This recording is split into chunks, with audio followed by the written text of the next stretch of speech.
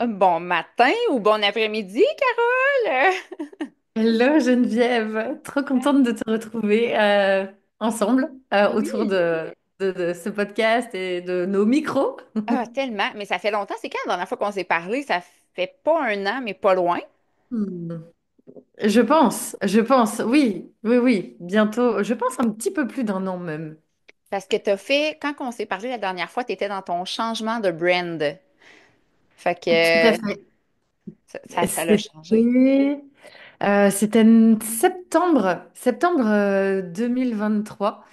Et c'est vrai que contre toute attente, eh bien, ça a été un grand mois de shift et malgré aussi, on va dire, les conseils de mon entourage où tout le monde me disait, mais non, réagis pas à chaud, réagis pas à chaud, peut-être que... et finalement, je me suis dit, mais en fait, là, je sens, c'est ça. J'étais en plein lancement, j'ai tout arrêté, j'ai tout rebrandé, j'ai absolument recréé en fait une offre complètement différente. J'ai changé de, on va dire, de clientèle également et ça a été la plus grande aventure de mon business, mine de rien. À ce moment-là, je me suis dit, OK, je saute.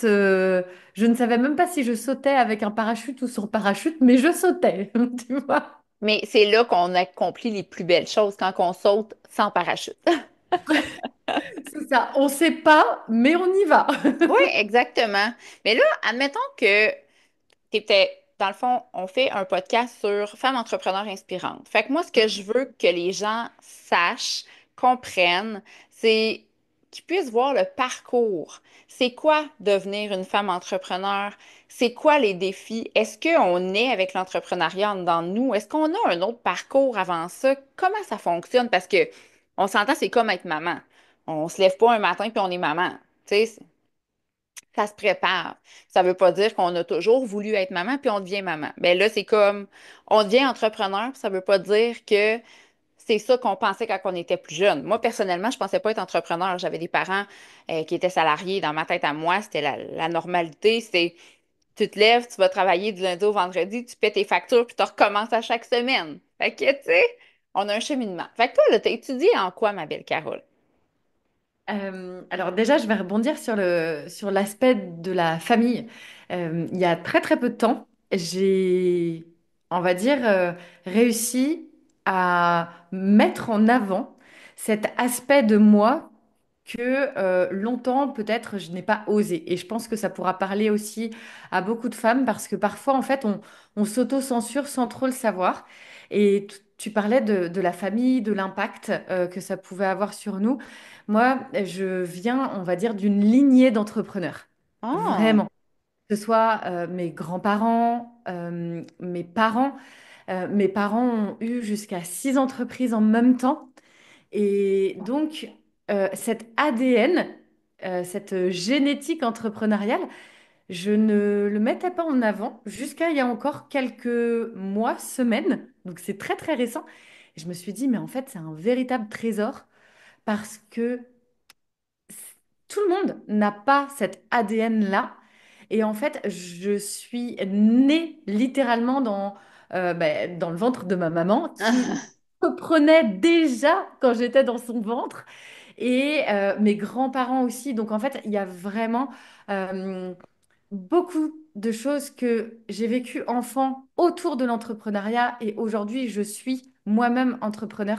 Et il y a tellement d'histoires que je peux raconter finalement autour de vivre une enfance aussi avec des entrepreneurs parce que j'ai été la petite fille d'entrepreneurs. Donc, je sais aussi les défis et en tant que parent et en tant qu'enfant.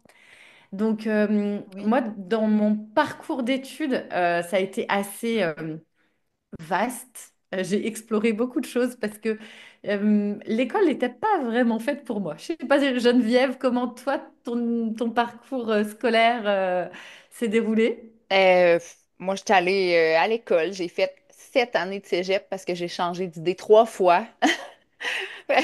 C'est ça. Mais finalement, j'ai travaillé dans ce que j'ai étudié et là, je travaille plus du tout là-dedans, sauf pour ma compagnie Le Repos du Corps, que j'utilise mon cours en design de mode pour faire la création et le textile. J'ai été chercher ce petit côté-là, mais sinon, non, je ne travaille pas dans ce que j'ai étudié. Donc, moi, j'avais ma maman qui a un salon de coiffure. Et donc, j'ai toujours voulu aller dans le côté de l'esthétique. Et en France, on a ce qu'on appelle le parcours par l'apprentissage. Donc, c'est une grande partie en entreprise et une partie en centre de formation, donc on va dire à l'école. Et ma maman me disait, j'avais 15 ans. Elle me dit, je trouve que c'est trop jeune. Donc, j'aimerais que tu fasses autre chose. Et c'est vrai que mon parcours scolaire est un peu chaotique. Donc, je, je me suis tournée vers un parcours qui, en fait, mettait le digital en avant. En fait, c'était une classe où c'était un diplôme de comptabilité. Et en fait, cette classe, elle avait quand même une innovation à l'époque. On est- J'aime bien parce que ça nous fait remonter 20 ans en arrière, tu sais. À l'époque où les classes, les cours se faisaient quasiment intégralement sur ordinateur, ce qui était, il y a 20 ans, quand même assez novateur. Et moi qui adorais l'outil digital, eh bien, en fait, je voyais même pas le diplôme de comptabilité, je voyais le côté innovation, le côté où j'allais être sur l'outil digital, etc. J'ai été acceptée. Et en fait, j'ai fait un diplôme de compta, je suis partie en esthétique. J'ai arrêté mes études d'esthétique après une année très compliquée où mes parents se sont séparés, rupture amoureuse, enfin, le chaos. Oui, oui, tout un remue-ménage. C'est ça. Et puis après, je me suis vraiment dirigée vers, OK, ben là pour le moment, tu sais pas vraiment ce que tu veux faire. Eh bien, trouve un job déjà. Donc, j'ai vogué comme ça dans différents commerces. Et j'ai travaillé ensuite plus de 6 ans en bijouterie. Et donc, en fait, j'ai rallié aussi ce côté que j'avais par l'esthétique du luxe, des produits haut de gamme. Et c'est aussi ce que j'aime. Donc, une fois que je suis devenue maman aussi, là, je me suis dit, le commerce, ça matche pas. C'est pas possible. Les heures de travail aussi, là, tu sais, des fois, il faut que tu sois ouverte le soir. Et C'est ça. ouais. Et là, en plus, mon mari, lui, partait en déplacement à la semaine. Donc, en fait, j'étais toute seule avec trois, parce qu'aujourd'hui, j'ai 4 enfants, mais avant, j'en avais donc trois. Et c'était devenu vraiment trop compliqué. Et en termes, finalement, ben là, j'étais salariée. Donc, ce que je gagnais aussi venait pas contrebalancer. Tu sais, parfois, quand tu as des choix à faire, ben, l'aspect financier compte aussi.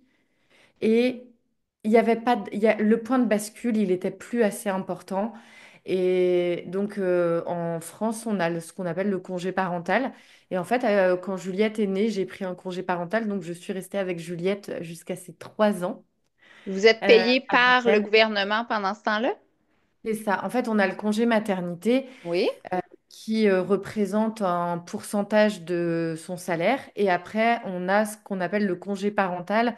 Donc, les lois évoluent très vite, mais en fait, quand Juliette était petite, j'avais le droit à un soutien financier de l'État français pour aller jusqu'aux 3 ans de mon enfant, donc aux 3 ans de Juliette.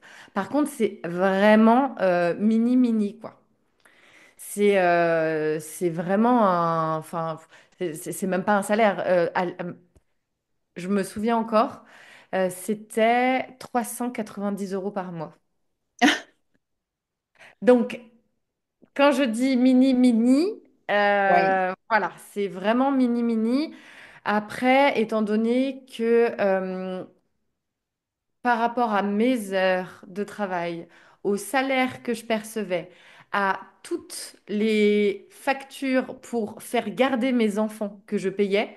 Euh, Enfin, en fait, je me disais, non, mais là aussi, profite, profite de tes enfants. Et puis après, j'avais aussi mon mari avec un salaire aussi qui permettait eh bien de continuer à vivre Oui. financièrement quand même, tu vois. Mais C'est vois-tu ça, ce que tu apportes, je trouve ça vraiment important parce que c'est vraiment quelque chose du typique salarié.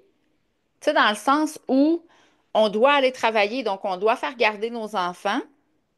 Hein, on paie pour nos enfants quand finalement, au bout du compte, on va travailler puis il nous reste 100 pièces par semaine, même pas pour nous.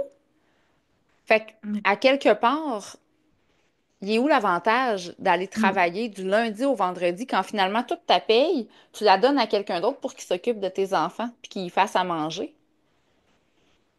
Ouais. Tant qu'à Moi, ça a ça, été, oui, ça a été vraiment, vraiment compliqué. Et puis en plus, euh, étant donné que j'étais toute seule, du coup, avec mes trois enfants, parce que mon mari partait à la semaine, eh bien, je me retrouvais avec des horaires de commerce, donc à commencer à 9 heures le matin et ben, des fois arriver le soir à 19h30, 20 heures.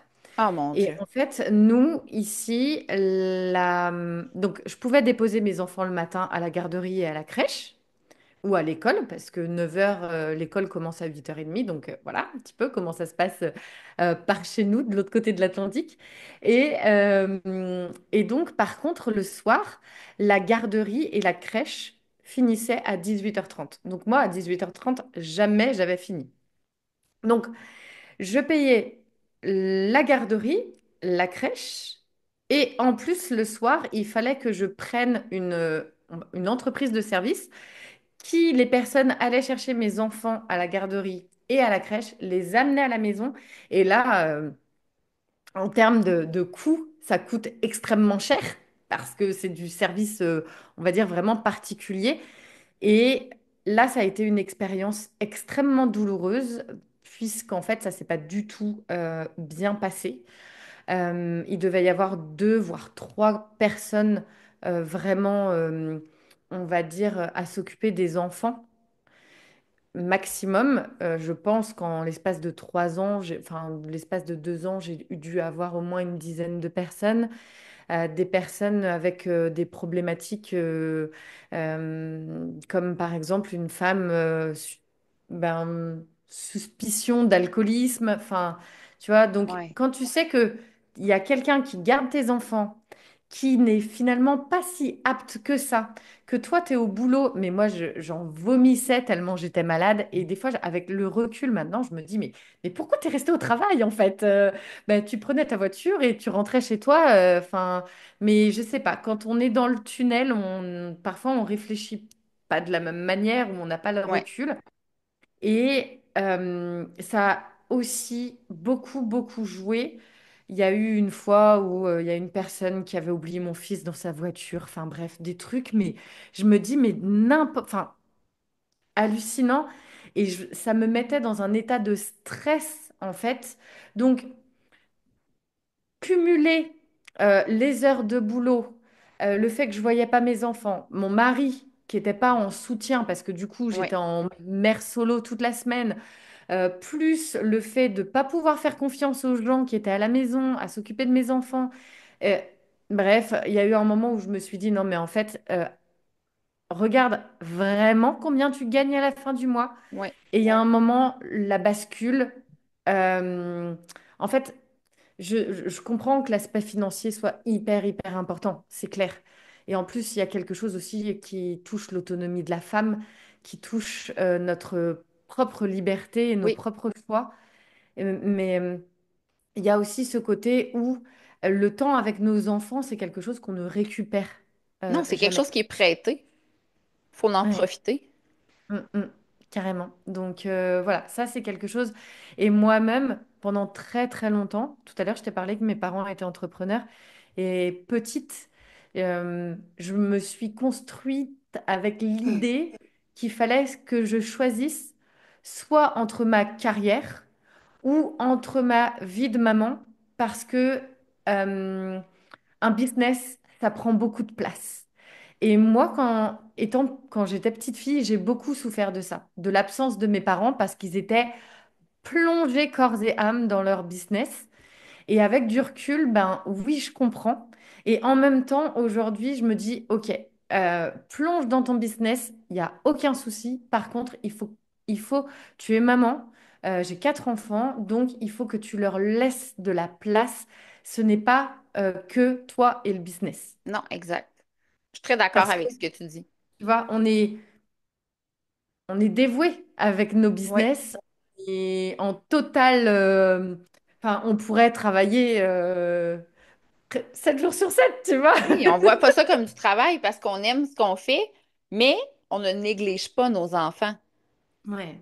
Moi, mes Même, enfants, je ne les néglige pas. Quand ils sont là, je suis avec eux. En fin de semaine, je suis venue travailler à mon bureau samedi. Il y avait chacun une amie en train de jouer. Tu sais, je veux dire, j'irai pas jouer avec eux autres, là. Ils sont déjà avec leurs amis, puis ils s'amusent, c'est correct. Je suis venue travailler, puis ça m'a pas pesé sur les épaules de venir travailler. Je venais faire quelque chose que j'aimais, puis je prenais un peu d'avance aussi pour cette semaine. Je trouvais que c'était parfait.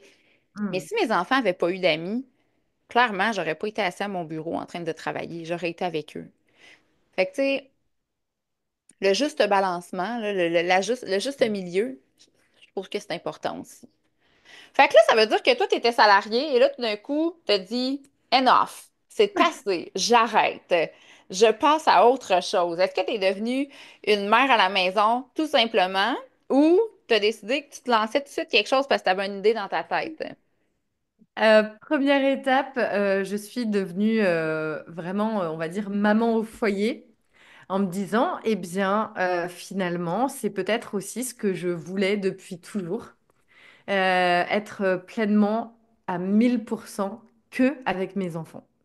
Sauf que ça ne s'est pas passé du tout comme prévu parce qu'en fait, je me suis complètement éteinte. Ah, Euh, j'étais heureuse d'être avec mes enfants, mais il me manquait quelque chose.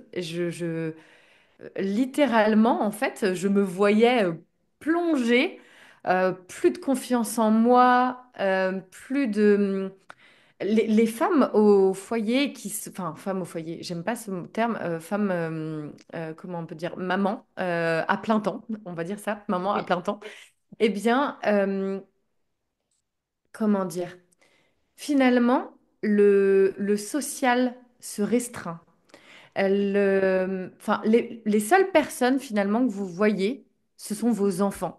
Mhm. Sauf qu'ils ne peuvent pas vous nourrir à 100%. Enfin, ils ne peuvent pas vous apporter ce qu'une personne adulte a besoin pour se sentir bien, je dirais, dans sa place au niveau de la société. Et en fait, ça a été très, très compliqué. Je pense aussi que il y a peut-être eu une phase de dépression. Enfin, je sais pas exactement, je mets pas vraiment de mots, mais ça a été vraiment une descente. Et, Ça a duré et combien de temps? Combien de temps je- t'as été te passer en arrêt, là, comme vraiment maman à la maison? 2 ans. 2 ans. OK. Ouais, 2 ans. Et puis est arrivée l'année où, en plus, à la maison, on avait commencé à vraiment mettre en place le côté mode de vie zéro déchet, ce que vous appelez le zero waste. Et du coup, je me suis dit, tiens, je vais commencer à parler de ça sur les réseaux sociaux. Parce que, étant donné que j'adorais le côté digital, je me suis dit, bah, je vais aller partager. C'est ça que j'ai commencé à construire ma communauté, etc. Je me suis dit, tiens, il y a peut-être possibilité d'en faire un business, ou en tout cas d'en faire quelque chose. Et étant donné que, eh bien, j'étais en congé parental et que quand tu es en congé parental en France, tu n'as pas le droit de travailler. Eh bien, à ce moment-là, je me suis dit, bon, bah ok, c'est pas grave, j'ai pas besoin, je vais faire le choix de monter ce projet, mais pas en business, je vais le faire sous forme associative et ça sera du bénévolat. Et dans tous Donner au les cas, suivant. Ouais. je verrai bien ce qui en vient par la suite. Mais le projet avancera plutôt que de rien faire. Et ça m'a nourri parce que de monter cette communauté, d'avoir un blog, j'ai commencé à faire des vidéos sur YouTube, etc. Eh bien, ça me permettait d'avoir mon projet, tu Oui, vois. Et là, j'ai commencé à... Ouf. malgré, malgré que j'étais 100% avec mes enfants. oui, Mais il y avait quelque chose en plus qui venait nourrir. Et au fur et à mesure des années, eh bien, les personnes de cette communauté me posaient des questions aussi sur mon organisation. Comment je faisais avec 3 enfants, puis avec 4. Et comment tu fais pour être présente sur tes réseaux sociaux, un podcast, plus une chaîne YouTube. Mais comment tu fais en plus de faire des accompagnements euh, Et là, je me suis dit, bon, bah, ok, on va commencer à parler d'organisation. Premier shift. Mais, mais j'avais quand même créé une association, tu vois, l'association, elle existe toujours, mais elle existe maintenant en local. OK. Vraiment, j'interviens toujours en tant que bénévole et bien j'interviens lors de- d'événements ou autres sur mon territoire en Bretagne, en France. Et deuxième shift, comme je disais, donc premier, l'association qui naît, The Family Cocotte. Ensuite, il y a eu le shift autour de l'organisation et autour de finalement du coaching de vie. Et là, on est passé au shift de femmes rayonnantes. Et l'année dernière, donc au moment où on a enregistré notre premier épisode de podcast ensemble, Geneviève, eh bien, j'ai fait mon second shift pour arriver à ChatGPT Business School. Et donc, finalement, en fait, j'ai un business aujourd'hui qui évolue et qui, à chaque fois, finalement, je me rends compte que je sème. euh, Premièrement, The Family Cocotte, qui est une association qui au départ était sur Internet, qui maintenant est au niveau local. Femmes rayonnantes, qui était aussi une communauté, qui aujourd'hui est un podcast, parce que le podcast est resté Femmes rayonnantes. Aujourd'hui, tu vois, en 2024, il a été classé plus de 5 fois dans le top 100 Apple Podcast. Comment te dire que ça a été Oui, la, c'est beau. Wow. la fiesta, parce que c'est un super, c'est vraiment des super objectifs. Enfin, je ne m'y attendais vraiment pas. Donc, le podcast Femmes rayonnantes et le projet Femmes rayonnantes. Et puis maintenant, ChatGPT Business School, où vraiment, là maintenant, j'accompagne les entrepreneurs dans leur business avec vraiment cet euh, outil d'accélération hyper puissant qui est l'intelligence artificielle. Oui, Et aujourd'hui, maintenant aussi, eh bien, je le fais et via le format digital, mais aussi en présentiel avec des entrepreneurs de mon secteur géographique, voire wow. ouais, c'est juste, enfin, Non, mais en un an, en là, un an. oui, wow, c'est donc bien beau. Et là, parlons-en de ça, parce que moi, ben, en fait, je te pose une question, après je reviens à ce que je veux dire, mais je vois que, à part Femme rayonnante, tous les autres noms sont plus en anglais. Hmm, En France, vous oui. n'avez pas le souci du respect de la langue, la langue française et tout ça? Hmm, Nous, si, moi, je peux pas enregistrer une compagnie ici avec un nom anglophone. Il faut absolument que je respecte la langue française. ok. Nous, on peut choisir vraiment le nom qu'on désire. Souvent, on m'a posé la question, pourquoi The Family Cocotte? Pourquoi ChatGPT Business School? Euh, Parce que en fait, je connecte à la vision de, on va dire, la businesswoman à l'américaine, en fait, qui finalement, dans mon imaginaire, en tout cas, n'a pas de plafond. Tout est possible, le big dream, tu vois. Oui, Et j'ai aussi besoin, moi, de connecter à ça. Parce que même si je fais, on va dire vraiment, enfin, je viens d'une génération d'entrepreneurs, de plusieurs générations d'entrepreneurs, ben, il y a quand même à l'intérieur de moi, de par bah, ma culture, le fait d'être aussi en France, eh bien, quelque chose qui rapetisse les... C'est pas nos rêves, mais j'ai l'impression que plus on avance et plus on est dans la désillusion. OK. Tu vois, dans le côté où moi, souvent, quand je partage mes rêves, les gens, ils me regardent, et ils me regardent, ils me font, non, mais en plus, tu y crois vraiment. Mais oui, j'y crois. C'est pas- Mais oui, et Ah, euh, parce que je ne sais pas, peut-être que beaucoup de personnes ont eu aussi peut-être leur propre rêve d'un petit peu cassé par leur entourage ou autre. Moi, je sais qu'il a fallu aussi que je me batte. En fait, chacun de mes projets a été aussi des batailles avec mes proches. Oh, tu vas encore faire un nouveau truc. Oh, mais en gros, quand est-ce que je vais me calmer? Ou quand est-ce que je vais ouais, me poser? ouais. Quand est-ce que tu vas arrêter encore de nous... Mais c'est quoi ton nouveau projet? Enfin, et en fait, ben, je m'arrêterai jamais. Non, c'est ça. Et Comment là, vous vous, dire? au niveau des Je lois, m'arrêterai jamais. non, mais c'est correct de ne pas vouloir arrêter. Des projets, c'est ça qui nous fait vivre, là.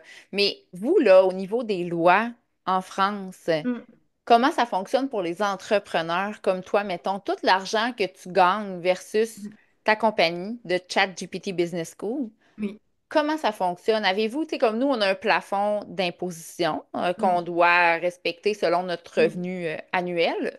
Mais vous, je crois, il est encore plus gros que le nôtre. Ça se peut-tu? Oui, alors après, on a, je ne sais pas comment ça fonctionne de votre côté de l'Atlantique, mais en tout cas, chez nous, on a déjà, il faut savoir qu'il y a plusieurs statuts d'entreprise. OK. Il y a ce qu'on peut appeler les... Alors ça fait quelques années maintenant qu'ils ont mis ça en place, justement pour simplifier l'entrepreneuriat. L'auto-entreprise, donc là, on est en fait donc entrepreneur indépendant, donc on va dire EI. Après, tu peux avoir après, c'est un petit peu plus comptable, mais tu as la SAS, la SARL. Enfin, là, Ouais. je réduis vraiment les noms. Il y a l'EURL aussi. Enfin, il y a vraiment plusieurs Les formes façons, en fait, juridiques, ouais. d'enregistrer, en tout cas, son statut Ouais. d'entreprise en France. Et chaque statut a ses avantages et ses inconvénients. L'avantage, on va dire, de l'auto-entrepreneuriat, c'est que, eh bien, quand tu commences, en tout cas sur un business model où, comment dire, surtout, en fait, je trouve sur le côté digital, parce qu'on n'est pas sur des compagnies où tu as besoin d'avoir vraiment des gros fonds de financement. Enfin, Ouais. tout dépend, en fait. Tout dépend aussi de l'entreprise, tout simplement, et du projet que tu portes. Mais en tout cas, moi, j'ai choisi l'auto-entreprise parce que, effectivement, et j'ai un plafond de vente de produits physiques, donc ça, je ne le fais pas, ou de vente de produits de services. Donc OK. là, moi, je suis sur la vente de produits de services. Et donc, chaque année, tant si j'ai un plafond, et si je dépasse ce plafond-là, eh bien, j'ai un an pour euh, basculer en fait sous un format vraiment de société et plus OK. de travailleurs, enfin on va dire oui, d'entrepreneurs indépendants. OK. Mais c'est assez le, comment dire, le paysage entrepreneurial en France, c'est extrêmement varié et complexe. Oui. Complexe parce qu'il y a beaucoup, en fait, beaucoup de papiers, il y a, comment dire, beaucoup de numéros, en fait.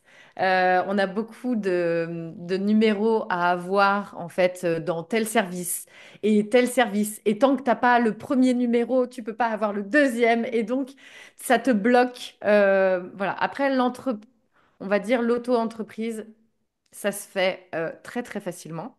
Mais c'est vrai que il faut, je dirais, savoir aussi exactement euh, ce qu'on a comme projet au départ. Et ensuite se dire, OK, donc ce statut-là correspond le mieux.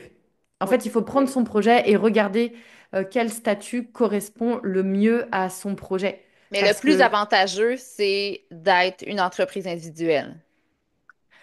tout dépend de ce qu'on fait.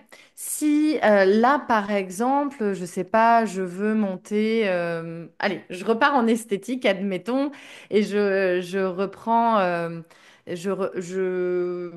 je crée carrément un salon d'esthétique. Donc avec un local, avec vraiment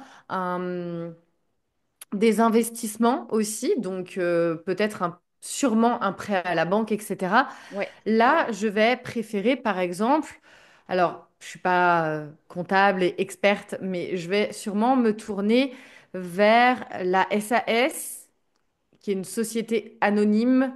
Je sais plus le dernier S à quoi il correspond.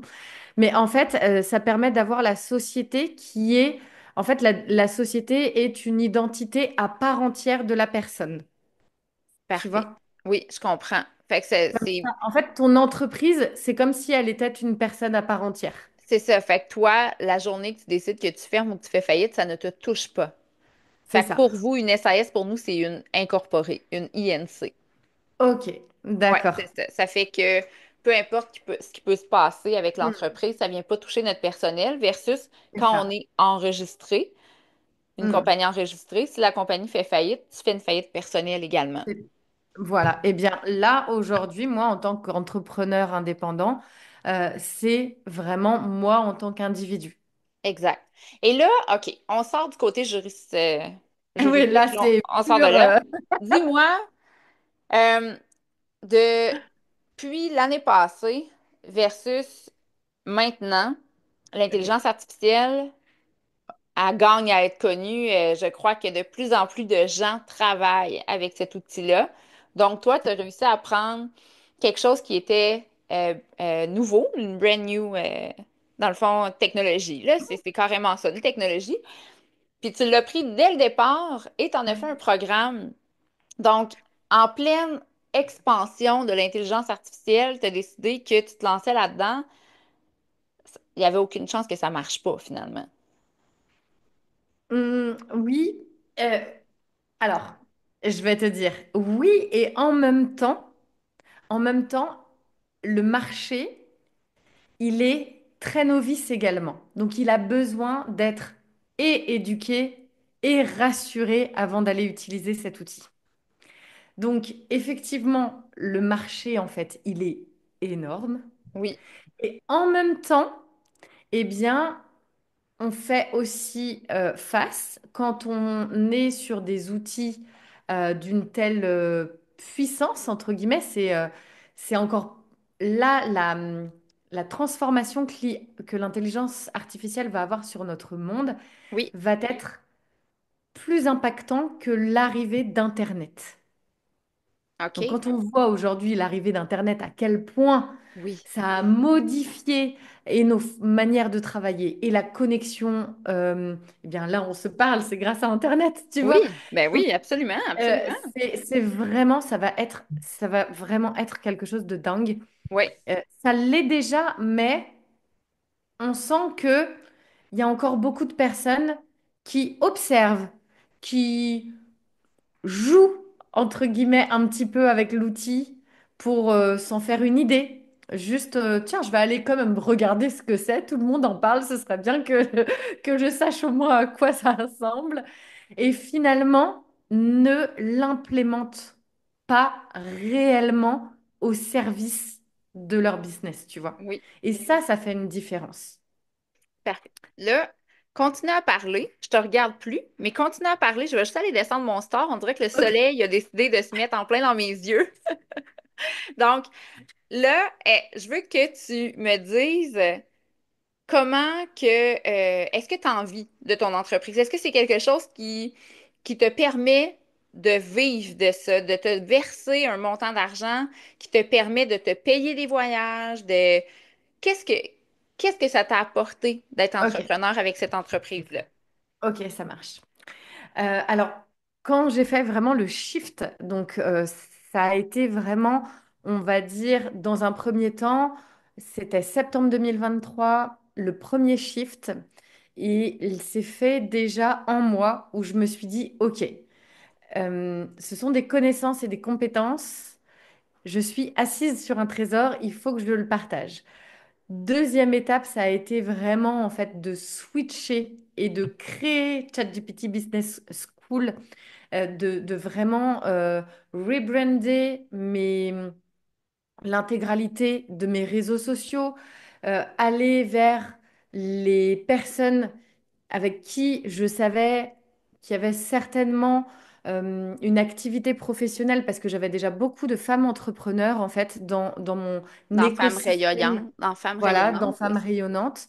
Et là, je me suis dit, OK, donc la prochaine étape, c'est d'aller contacter directement ces femmes, voir qu'est-ce que sont, eh bien là, tout simplement, en fait, d'aller voir le marché. Euh, c'est quoi leur plus grand défi? C'est où est-ce qu'elles se sentent seules? Où est-ce qu'elles aimeraient avoir un soutien, etc.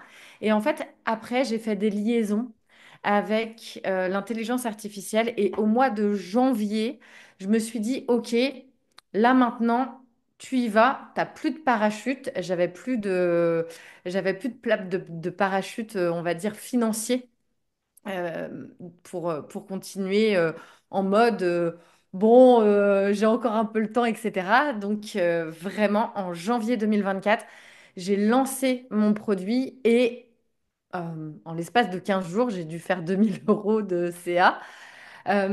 Donc, tout de suite, je me suis dit, OK, mon positionnement, il est bon, mon produit, il est bon. Et de janvier à mai, juin, ça a été exponentiel. Vraiment. Donc, là aussi, je me suis dit, ben, clairement, c'est OK.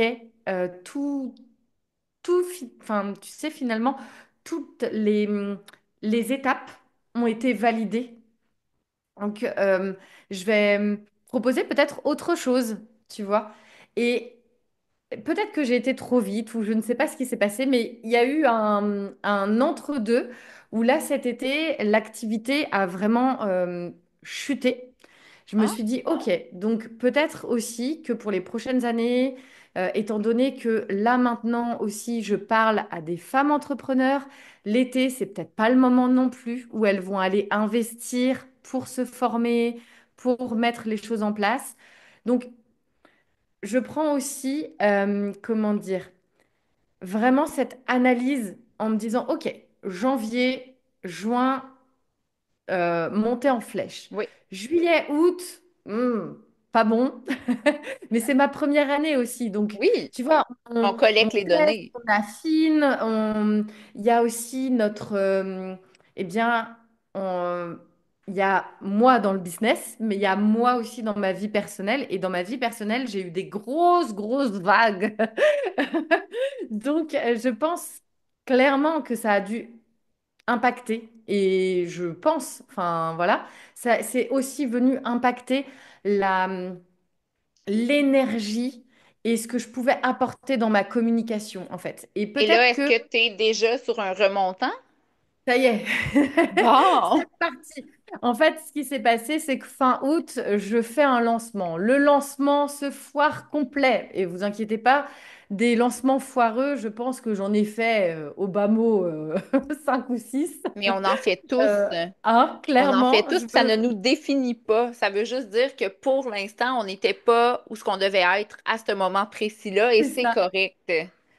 Mais je veux vraiment le dire parce qu'il y a tellement ce côté aussi où sur les réseaux, on a l'impression que tous les lancements sont réussis. Mais en fait, clairement, pour un lancement réussi, vous en avez au moins 5 ou 6 en dessous. Oui, oui, c'est vrai. C'est vraiment vrai. Ah oui, merci de le dire. Merci de le dire. Ah, il faut, c'est important. Et donc, eh bien, j'ai vite compris. Début septembre, je me suis dit, OK, là, tout ce que tu fais depuis le mois de juillet, il y a un moment, tu prends tes responsabilités, ça marche pas, on arrête tout, stop, on arrête Oui, de faire ce qui fonctionne pas, en fait.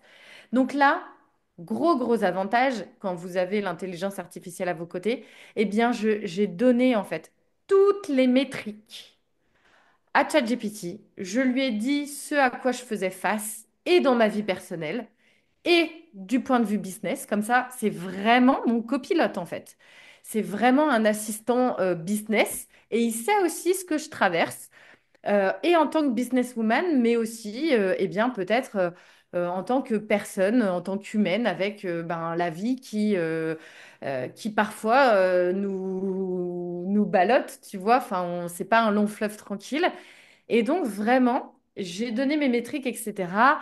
Et là, je me suis aussi fait la réflexion de, OK, ben, qu'est-ce que tu as fait du mois de janvier au mois de juin quand ça a fonctionné? Donc, j'ai regardé les freebies que j'avais mis en place, toute la communication. J'ai même été regarder toutes les stories en archive, tu sais, oui, quelle énergie j'avais, ce que je racontais. Enfin, tu vois, vraiment, t'analyses en fait. oui, Parce que analyser ce qui fonctionne pas, à la limite, tu t'en fous. exact. On ne regarde pas ça. Ça marche pas, on jette au vidange, là. C'est clair. Mais on nous apprend parfois à, ah ben non, mais oh, qu'est-ce qui a pas fonctionné? Non, mais en fait, là, juste arrête de regarder ce qui a pas fonctionné et va là où ça fonctionne. Oui, c'est ça. Si on Et a déjà des choses qui fonctionnent, on focus sur ces choses-là. Mais c'est sûr que des fois, quand tu n'as encore rien qui a fonctionné, de prendre quelque chose qui n'a pas fonctionné, de le formuler autrement, de changer les visuels aussi, puis de le Hum, réessayer, peut-être que là, hum, ça va fonctionner. Mais si tu as déjà une formule qui fonctionne, oublie les autres. c'est Pour ça. l'instant, focus sur qu'est-ce qui marche, tu sais. Ouais, Tout à ouais, fait. Et là, je me suis dit, OK, donc on revoit la copie. Et en septembre, donc j'ai revu la copie. J'ai refait plusieurs ventes de mon accompagnement de groupe, qui aujourd'hui, c'est l'accompagnement Zénith. Et donc, en fait, c'est vraiment, souvent, je donne l'image d'un groupe d'entrepreneurs qui va gravir son Everest. Donc, ton Everest, c'est ton sommet, ce sont tes objectifs. Eh bien, pour y aller, déjà, tu vas pas y aller solo. Tu vas pas y aller en talons aiguilles et en robe de gala. Donc, tu vas être et d'une accompagnée. De le faire à plusieurs, c'est quand même plus fun. oui, De le faire accompagner donc avec un guide, donc un coach, une accompagnante, de ensuite avoir eh bien, le bon équipement et donc l'équipement, eh bien, c'est l'intelligence artificielle et d'avoir le plan pour y aller. Après, s'il y a des imprévus, le plan, il peut changer, mais la oui. stratégie, elle est obligatoire. Mhm. Et donc, une fois que tu as ça, tu peux aller vers ton ascension. Et dans tous les cas, on le sait tous, euh, faire une ascension de l'Everest, il y a forcément des moments où tu vas douter. Il y a forcément des moments où tu vas peut-être te blesser, avoir mal. Il y a Oui, peut-être des moments où tu vas être fatigué. Eh oui, bien, on va pogner des paliers. tu vas aller par palier. Oui, exact. Exactement. Donc, ce fonctionnement, je l'ai intégré dans Zenith. Et j'ai tout infusé cet univers avec de l'intelligence artificielle pour que chaque entrepreneur puisse avoir eh bien, un copilote pour accélérer en fait les différentes étapes. C'est parfait. C'est Et parfait. enfin, juste clairement, enfin, je pense que quand on fait des accompagnements, on dit souvent qu'on est en amour de nos propres programmes. Oui. Oh oui. Faut y croire. Si on vend quelque chose qu'on ne croit pas à quelque part, on réussira jamais. Tu peux C'est pas vendre ça. quelque chose sans y croire, sans l'avoir essayé, puis c'est comme un peu vendre de l'air. Tu as besoin de vendre quelque chose que tu connais et que tu maîtrises. Complètement. Et puis il y a quelque chose aussi, tu sais, souvent on parle du prix. Littéralement, je sais aujourd'hui que Zénith, par rapport au prix et à ce qu'il propose, littéralement, je pourrais presque faire x10 en fait sur son prix par rapport à ce qu'il offre. Tu vois, ne serait-ce que par rapport à l'intelligence artificielle, je parlais de copilote tout à l'heure avec l'intelligence artificielle. Euh, Utiliser les outils que j'ai mis à l'intérieur, littéralement, eh bien, c'est comme si tu avais un accès à des experts. Tu vois, expert copywriting, expert stratégique, expert de conseiller en finance pour ton entreprise, etc. Toutes les expertises dont une businesswoman a besoin se trouvent dans Zenith. Et notamment, il y a BizMate qui est vraiment l'assistant de la businesswoman qui est prêt. Et littéralement, quand tu l'utilises tous les jours, eh bien, c'est déjà une rentabilité de quasi plus de 2 000 € par jour. Parce qu'en fait, j'ai fait le calcul de, OK, moi, demain, si je n'utilisais pas l'intelligence artificielle pour avoir accès à toutes ces expertises, combien ça me coûterait ou combien ça coûterait à mon entreprise de, eh Oui. bien, déléguer? Oui, Eh bien, ça coûte énormément d'argent oui. de Mais c'est parce déléguer. que l'intelligence artificielle, Carole, on va se le dire, c'est une banque de données incroyable. Donc, C'est toutes ça. les choses qu'on ne connaît pas, nous, normalement, avant l'intelligence artificielle, soit qu'on allait se référer à des gens qui sont spécialistes là-dedans ou qu'on fait des recherches Google en essayant de s'en sortir tout seul. Mais encore En là, passant est-ce des que heures. c'est ça, c'est exactement ça. Fait que oui, l'intelligence artificielle vient sauver énormément de temps. Mais là, moi, je vois le temps filer. Puis là, Oh, faut qu'on passe c'est vrai à que je regarde pas l'heure. Je vais regarder. eh non, il n'y a J'ai- aucun problème. Mais là, je veux savoir, toi, Oui. en tant qu'entrepreneur, tu vends ton produit de Zénith et de... Mm. C'est comme ton nouveau produit, ton nouveau bébé, tu l'adores, c'est ça que tu veux. Mais est-ce que tu es 100% épanoui? Et si c'était à recommencer, est-ce que tu le recommencerais? Oh oui. Euh, je pense effectivement que si c'était à recommencer, je recommencerais 10 000 fois s'il fallait. Et souvent, je dis qu'en fait, être entrepreneur, parfois, malgré les complexités du parcours, euh, si c'est pas ChatGPT Business School aujourd'hui, ce sera autre chose demain, en fait. Et souvent aussi, on parle que l'entreprise, mine de rien, pour moi, c'est l'entrepreneur.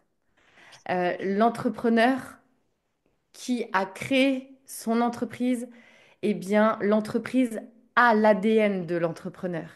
Elle prend son histoire et vice-versa. L'entrepreneur se construit aussi Oui, avec l'histoire qu'il construit avec cette entreprise. Et si demain cette entreprise s'arrête, l'entrepreneur, il relancera les choses. Parce exactement, on que l'a dans nous. c'est dans nos, souvent je dis, c'est dans notre cœur et dans nos tripes. Oui, Et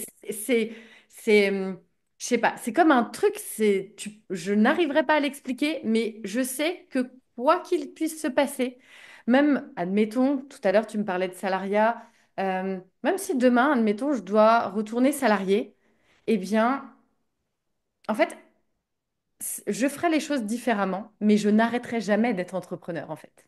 exact. Peut-être que tu serais salarié, mais que tu continuerais sur le côté, on the side, à faire quelque chose qui a rapport à Complètement, l'entrepreneuriat. complètement. Oui, Parce qu'aujourd'hui, euh, c'est vraiment quelque chose qui m'anime et je pense que j'ai besoin de ça pour me sentir pleinement épanouie. C'est un terrain de jeu énorme. L'entrepreneuriat, c'est vous créer votre propre espace de jeu, en fait. Alors oui, oui, il y a des codes, entre guillemets, à respecter. Mais ensuite, franchement, quand je vois l'entrepreneuriat d'il y a 20, 30, 40 ans, enfin, aujourd'hui, on a la possibilité d'un entrepreneuriat oui, hyper ouvert Oui. à, Le tu monde vois, est à l'entrepreneuriat, carrément. L'avenir, il est là. Puis quand les hmm, gens font des collaborations ensemble, c'est là que c'est encore plus payant pour tous parce que des personnes avec des connaissances différentes viennent se mettre ensemble pour aider la société. Donc, quand on aide pas rien que notre petite personne, mais qu'on pense au plus grand nombre, c'est magique, qu'est-ce qui peut se passer. Fait que là, Carole, pour terminer tout ça, dis-moi, toi, à chaque jour, quelle est la phrase que tu te dis pour te motiver ou te montrer à quel point que la vie est belle, d'être fière de ce que tu fais et tout ça? C'est quoi ta phrase magique? On a toute une petite phrase clé, là. Toi, c'est quoi?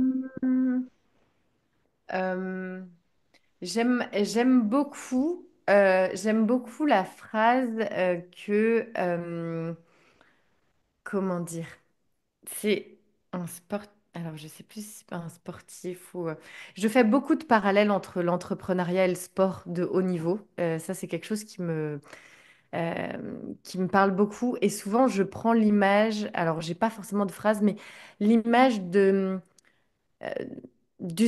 c'est Usain Bolt. Oui. C'est un coureur, tu sais, il est recordman du 100 mètres et c'est un Américain. Et en fait, quand il a explosé le record du monde du temps pour le 100 mètres, tout le monde disait, il a cet objectif-là, je crois que c'était 7 secondes, faire 100 mètres en 7 secondes. Tout le monde disait, c'est mort, il n'y arrivera jamais. Il a réussi à le faire. Il s'est entraîné des années et des années pour 7 secondes. Donc, ça montre aussi finalement que des années entières pour 7 secondes, Mhm. tu vois, c'est très marquant aussi dans l'entrepreneuriat. Et finalement, aujourd'hui, eh bien, il y a plein de performeurs sur les 100 mètres, eh bien, qui aujourd'hui, les 7 secondes, eh bien, c'est presque la norme. Parce que un a réussi à le faire, eh bien, ça devient la norme pour, eh bien, finalement, Performer. oui. Et donc, moi, c'est vraiment ce côté où, OK, aujourd'hui, tu sais pas, tu doutes peut-être de toi, t'as peur, enfin, il y a plein de choses. Ben, regarde, tout simplement. Une personne l'a faite, Oui, tu peux le faire. oui, Pas un exact. extraterrestre, elle est composée comme toi, deux yeux, deux mains, deux jambes, enfin, tu vois. Euh, c'est une voie pour t'autoriser aussi à voir que c'est possible pour toi, malgré que, eh ben oui, parfois tu te prends un mur, une porte, mais voilà, tu vois. Ben, merci beaucoup, Carole, pour ton temps. Je l'apprécie énormément. Merci beaucoup. Donc, tu étais la seule, j'ai-tu? Je pense que tu étais la seule personne de l'autre côté de l'Atlantique que je voulais apporter dans le podcast. J'en ai j'en ai eu une des États-Unis, du Québec, et là, toi. Fait que je trouve ça merveilleux. Un gros merci, de t'être prêtée à à cette belle série, de femmes entrepreneurs inspirantes. Merci beaucoup. Merci de cette invitation. Un super moment, comme toujours, avec toi, Geneviève. Oui. Et puis, au plaisir. Enfin, vraiment, c'est un moment, j'adore pouvoir partager. Et c'est, comme tu disais tout à l'heure, finalement, le réseau, le fait de s'apporter Oui. les unes aux autres, etc. Oui. C'est Et là, dans le lien du podcast, moi, je vais mettre ton lien pour aller à ton profil Instagram. Fait que si les gens veulent aller te suivre ou voir c'est quoi tes programmes que tu as, ils vont pouvoir le trouver. Ouais. Alors, merci à tout le monde d'avoir écouté ce Merci. merveilleux épisode. J'espère que vous allez tous en sortir grandis et que vous allez commencer l'intelligence artificielle. Oui. Merci. Merci.